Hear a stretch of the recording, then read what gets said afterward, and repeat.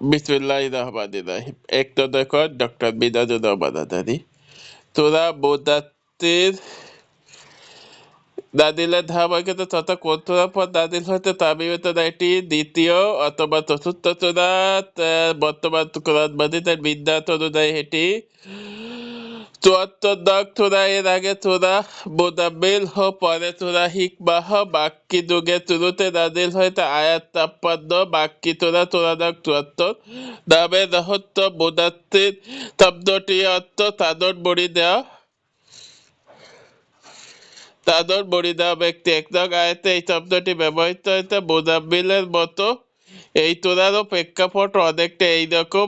আর এখানে রাসূল সাল্লাল্লাহু আলাইহি সাল্লামকে সেই অর্থবোধক শব্দের মাধ্যমে সম্বোধন করা হয়, ততই নাম ধরে ডাকা হয়নি। যার মাধ্যমে আমরা বুঝতে পারি নবীজিকে আল্লাহ কত সম্মানিত করেছেন।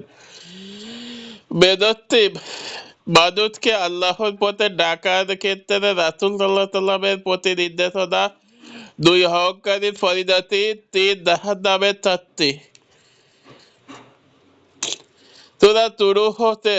সূরাটি শুরু হইতে ভীতি প্রদর্শনের মাধ্যমে যখন সিংহে ফু দেওয়া হবে তখনই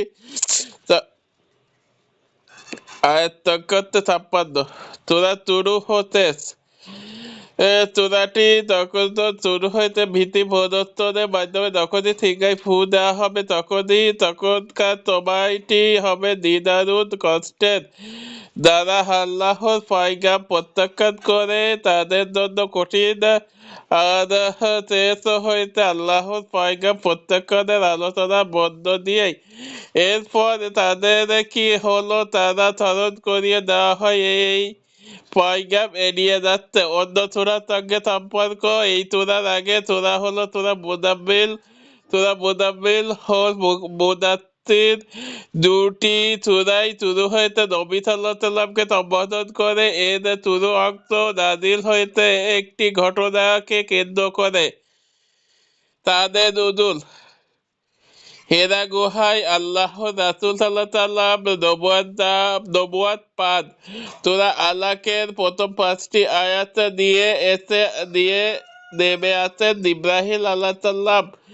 ঘটনা আকস্মিকভাবে চমকে যান নবীজি। এরপর অনেক দিন পর ওহী আসা বন্ধ থাকে, যাতে করে নবীজির ধকল কাটিয়ে ওঠার সময় পান। এরপর একদিন তিনি রাস্তা দিয়ে পথ চলছিলেন। হঠাৎ উপরের দিক থেকে একটি আওয়াজ শুনতে পান। সেদিকে তাকিয়ে দেখতে পান ইব্রাহিম আলাইহিস সালাম মহাতুদের একটি চেহারে পেতে বসে তাহার দিকে তাকিয়ে আছেন। এই দৃশ্য দেখে নবীজি ভীষণ ভয় পেয়ে যান। দ্রুত বাড়ির দিকে ছোটেন। বাড়ি পৌঁছে ঘরের লোকদেরকে বলতে থাকেন, আমাকে চাদর মুড়ি দিয়ে ঢেকে দাও, আমাকে চাদর দিয়ে ঢেকে দাও। তখন তাকে চাদর মুড়ি দিয়ে দেওয়া হয়। সবাই ইব্রাহিম আলাইহিস সালাম সূরা মুদাত্তিরের প্রথম ৭ আয়াত দিয়ে তার কাছে হাজির হন। আল্লাহর পক্ষ থেকে এ আদেশ দিয়ে আছেন, হে চাদর মুড়ি দেওয়া ব্যক্তি, উঠে লোকদেরকে আল্লাহ অবাধ্যতার ব্যাপারে সাবধান করে দাও। তোরা আল্লাহকে নবীদের উপর কোনো আদেশ নিষেধ আসেনি, শুধুমাত্র আল্লাহ সামান্য কিছু পরিচয় দেওয়া হয়েছে। কিন্তু পরবর্তী সময় যখন ওহী এলো তখন রাসূলের দায়িত্ব ও কাজ কি তা বলা হয়েছে, কারণ তাকে তার রবের পক্ষ থেকে দেওয়া বিশাল দায়িত্ব আঞ্জাম দিতে হবে। বুখারী ৪৯-২৫। সেগমেন্ট রাসূল সাল্লাল্লাহু আলাইহি সাল্লামের প্রতি আহ্বান, হে চাদর মুড়ি দেওয়া ব্যক্তি।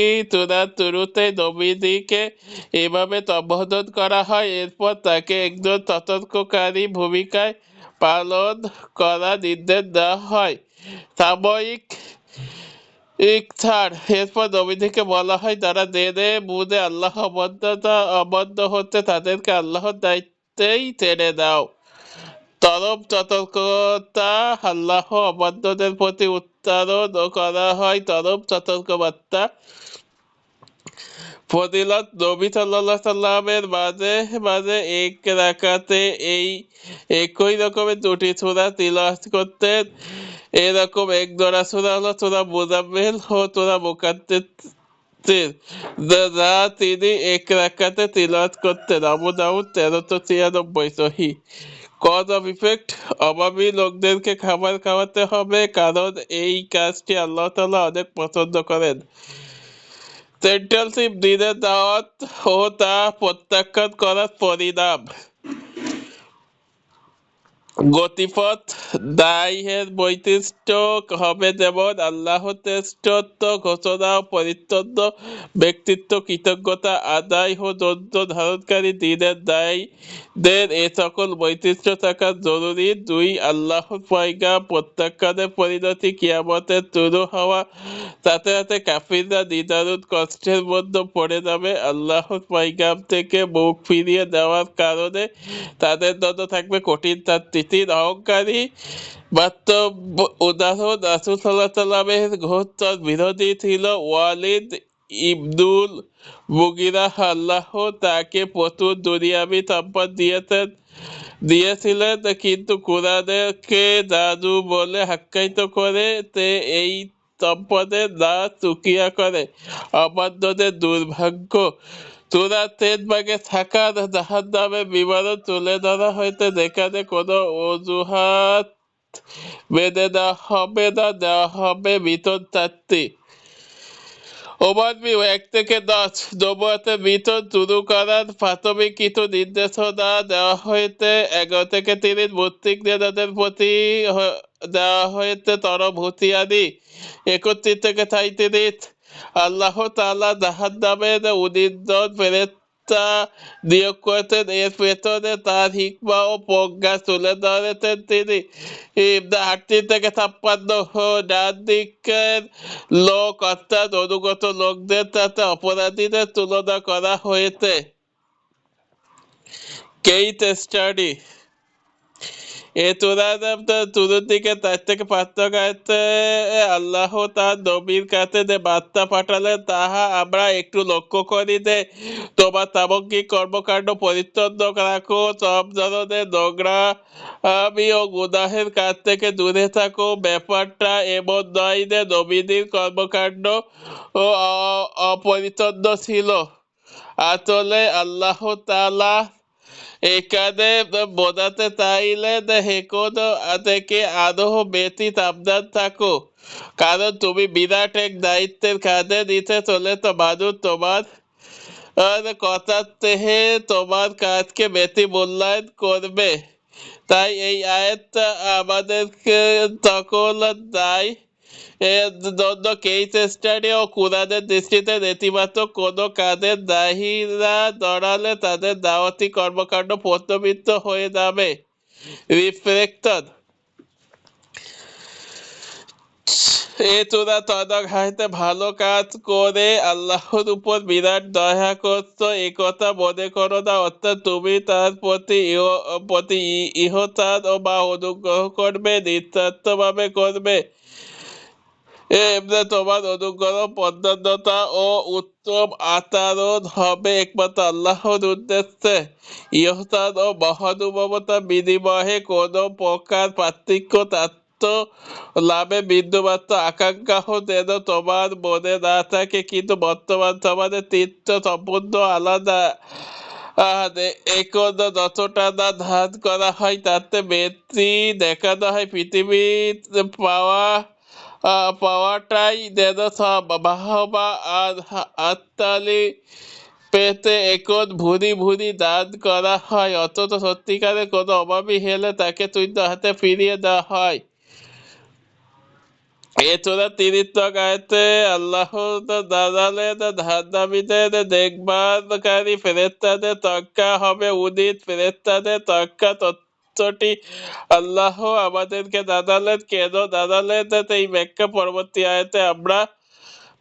আয়াতে আল্লাহ দিলেন যাতে যারা আল্লাহর এই পয়গমকে তথ্য বলে মেনে নিয়েছে তাদের ঈমান আরো বাড়ে এই আয়াত থেকে বোঝা যায় মুমিনদের জন্য কর্তব্য হলো আল্লাহ পক্ষ থেকে যাহা বলা হইতে তা মাথা পেতে দেবে। দেখুন উপরের এর আয়াত শুধু উনিশ বলা হয়েছে, যত হাজার লাখ নাকি কোটি কিছুই বলা হয়নি। উনিশ না হয় 22 হলো না কেন? একাই আল্লাহ তো একাই পারতেন, তাহলে আমার 19 ফেরেশতার প্রয়োজন কেন? ইত্যাদি হেন তেন কেন? ও এর জবাব আল্লাহ তাআলাই দেননি, বরং এতটুকু বলেছেন এতে মুমিনদের ঈমান আরো বাড়বে। সুতরাং প্রকৃত মুমিনদের বৈশিষ্ট্য হবে শুনলাম এবং মানলাম।